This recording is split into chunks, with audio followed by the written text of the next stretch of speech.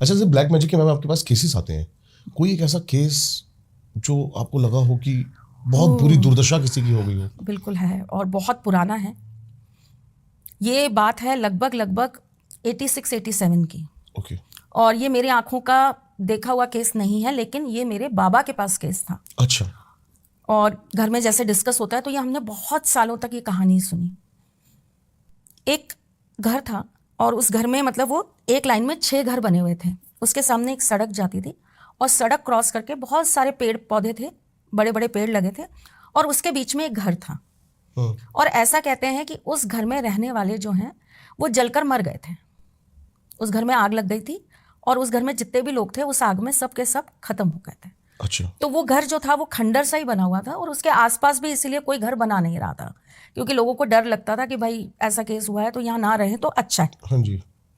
लेकिन जो वहाँ पर लोग रहते थे उस कॉलोनी के अंदर, उन लोगों ने क्या किया, वहाँ पर जाकर लाइटें वगैरह लगा दी कि रात को ये बंजर ना रहे, यहाँ पे थोड़ा सा लाइट रहनी चाहिए। तो 2 बल्ब लगा दिए थे दोनों साइड, एक आगे एक पीछे की साइड। तो ऐसा वो लोग बताते हैं कि अक्सर वहाँ रात को लोगों को कुछ सुनाई देता था। चीज़ें चलती गईं, बहुत दिन आगे पीछे चीज़ें होती रहीं, कोई बात नहीं। जो वो 6 घर थे उनमें से 2 घर, जैसे नंबर 2 वाला और नंबर 5 वाला, ये जो घर था, इन दोनों के घर की जो लड़कियां थी इनकी बहुत अच्छी फ्रेंडशिप थी, बहुत भयंकर वाली फ्रेंडशिप थी। और साथ ही स्कूल जाना, साथ ही स्कूल से आना, फिर थोड़ी बड़ी हो गई तो साथ ही कॉलेज जाती थी, साथ ही आती थी, और बहुत गहरी दोस्ती थी। कुछ लोग ऐसा कहते हैं कि वो दोनों जो थी वो धीरे धीरे लेस्बियंस हो चुकी थी और उनका रिलेशन बिल्कुल टर्न हो गया था। ओके। कुछ लोगों का ऐसा कहना था कि नहीं, ये बहुत एक दूसरे को प्यार करती हैं, तो अब इनके प्यार को हमको गलत तरीके से नहीं लेना चाहिए। बट जो भी था वो एक दूसरे के लिए बहुत पॉजेसिव थी। एकदम से ऐसा होता है कि नंबर 2 वाले घर की जो लड़की है उसकी डेथ हो जाती है। अच्छा। और डेथ कैसे हो जाती है कि वो आत्महत्या कर लेती है। ओके। मोहल्ले में बातें होती हैं कि भाई इसने इसकी वजह से कर लिया, क्योंकि इन दोनों का चक्कर था, घर वालों को पता लग गया। देखिए, जितने लोग उतनी बातें होती हैं। हाँ जी। कुछ लोगों ने बोला कि नहीं, ये सामने वाले घर का इफेक्ट है, हमने इसको वहां बैठे देखा बहुत बार। चलिए, वो केस खत्म हो गया।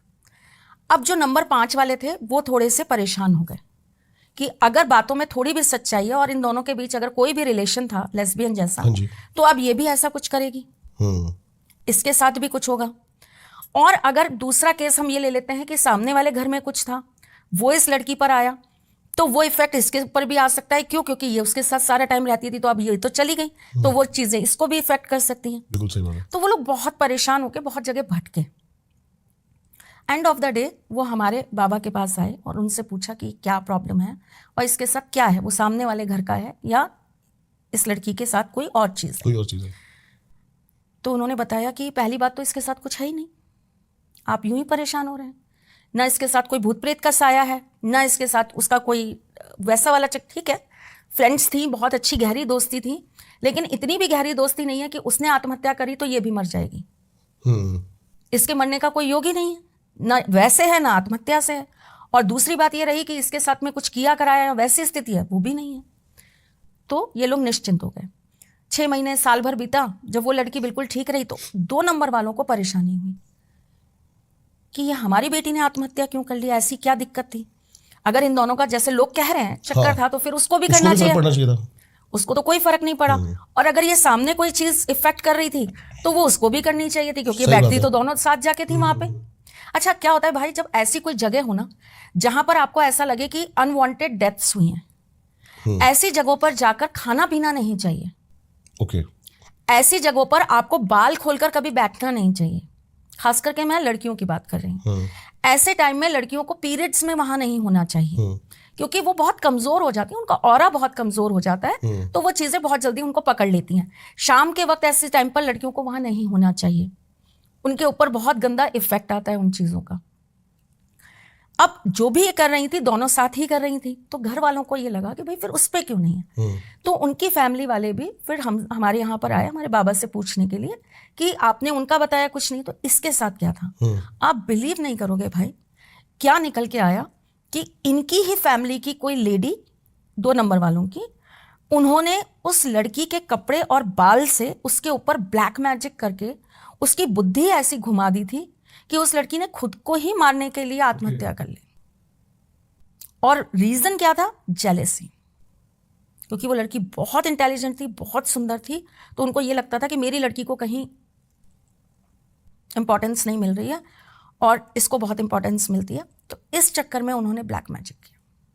भारत में भी तो ज्यादातर जो सिर्फ जेलेसी ही रीजन है ब्लैक मैजिक का। बाहर भी है, आउट ऑफ इंडिया भी यही रीजन है ब्लैक मैजिक का। सबसे ज्यादा ब्लैक मैजिक जो है अफ्रीका में किया जाता है। कनाडा में बहुत बुरा हाल है मैम।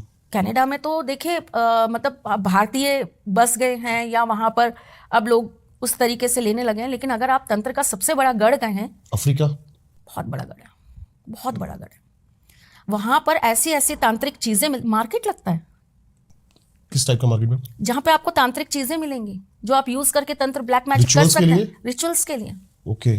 आपको वहां पे हर किस्म की खोपड़ी मिलेगी, हर जानवर की आपको वहां पे बॉडी मिलेगी, सुखा के ड्राई करके रखते हैं।